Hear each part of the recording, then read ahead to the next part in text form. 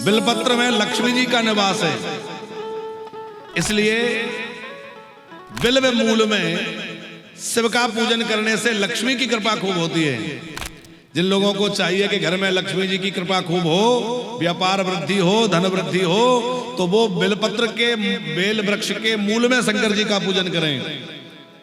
जो बिल्व वृक्ष के मूल में दीप प्रज्वलित करता है उसको धन प्राप्त होता है।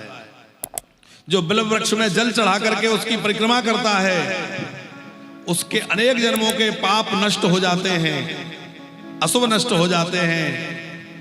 बिल्व वृक्ष साक्षात शिव का स्वरूप है। उस बिल्व का पूजन भी विशेष महत्वपूर्ण माना गया है। बिल्व वृक्ष के नीचे बैठ करके कोई जप किया जाए, हवन किया जाए तो उसकी सिद्धि बहुत जल्दी होती है, उसका अनंत गुना अधिक फल माना गया है। बिल्व पत्र की बड़ी विशेष महिमा शिव महापुराण में है, और जैसे बिल्व वृक्ष की अथवा बिल्वपत्र की महिमा है वैसे ही रुद्राक्ष की महिमा है। रुद्राक्ष की भी बड़ी विशेष महिमा शिव महापुराण में है। बिना भस्म त्रिपुंडेन बिना रुद्राक्ष मालया बिल्व पत्रम बिना नैव पूज्ये शंकरम बुधा।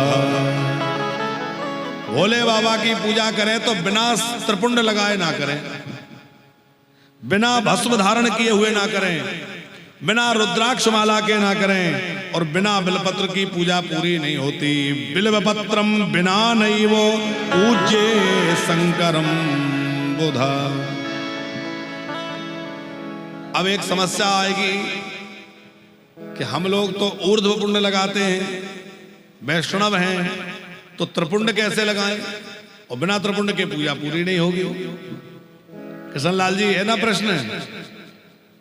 तो इसका समाधान ये है कि पहले आप भस्म का थोड़ा सा त्रिपुंड धारण कर लें, पर अपना ऊर्ध्वपुंड धारण कर लें। पर शिव जी की पूजा में भस्म लगाना और त्रिपुंड लगाना अनिवार्य है। त्रिपुंड भी ना लगाएं तो ऐसे ही भस्म धारण कर लें, और भोले बाबा की पूजा में भस्म जरूर धारण करना चाहिए। रुद्राक्ष की माला अवश्य धारण करना चाहिए। ये भगवान शंकर की आंख से ही रुद्राक्ष का वृक्ष, शिव जी की आंख से अश्रुबिंदु गिरा, उससे वृक्ष उत्पन्न हुआ, इसके लिए नाम पड़ गया रुद्राक्ष। 14 मुखी तक होता है, एक मुखी से लेकर के, और सबकी अलग अलग महिमा है। पर एक मुखी दो मुखी के चक्कर में ज्यादा भटकना नहीं है। 5 मुखी सहजता से मिल जाता है, वो सबसे बढ़िया है।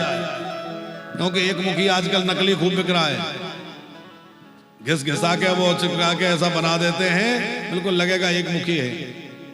मिल जाए तो अच्छा है, बाकी पंचमुखी रुद्राक्ष का बहुत महत्व है। पंचमुखी बड़ी सहजता से मिलता है, कहीं भी ले लो। आजकल तो वो भी प्लास्टिक का मिलने लगा। हम लोग थाईलैंड गए तो वहां रुद्राक्ष बिक रहा था। हमें आश्चर्य हुआ, एक मॉल में गए तो जो यात्री थे वो बोले कुछ ना कुछ घर ले चलने के लिए कुछ खरीद ले। तो एक मार्केट में ले गए। अब मार्केट में ले गए तो वहां देखा कि एक दुकान पर रुद्राक्ष की मालाएं रखी हैं। हमें थोड़ा वो लगा कि भाई थाईलैंड में भी लोग रुद्राक्ष पहनते हैं। उड़ा के देखा तो वो बिल्कुल प्लास्टिक था, पर वो आकार, उसकी आकृति रुद्राक्ष की थी। तो वो तो सहज में पकड़ में आ रहा था, बिल्कुल अलग ही प्लास्टिक ही था। पर हम लोग जो रुद्राक्ष धारण करते हैं इनमें भी कई बार नकली आ जाता है। आजकल जो है तमाम ऐसी चीजें हैं जिनसे बिल्कुल ओरिजिनल रुद्राक्ष की तरह रुद्राक्ष बनाया जा रहा है। इसलिए कहीं विश्वसनीय स्थान से रुद्राक्ष लेकर धारण करें। कहां धारण करें? बोले अपने शिखा में बांध लें, अपने हाथों में रुद्राक्ष बांध लें, अपने गले में रुद्राक्ष बांध लें। इस प्रकार पूरे अंग में जो रुद्राक्ष धारण करता है वो साक्षात भगवान शंकर का स्वरूप हो जाता है। उसको देख करके यमराज के दूत थरथर कांपते हैं और दूर भाग जाते हैं। यमराज के दूत उसके नजदीक आते ही नहीं है। नामदेव जी, जिसने अपने शरीर पर रुद्राक्ष धारण कर रखा है। इतने सरल उपाय हैं, पर हम लोग फिर भी यम यात्रा भोगने के लिए तैयार बैठे हैं।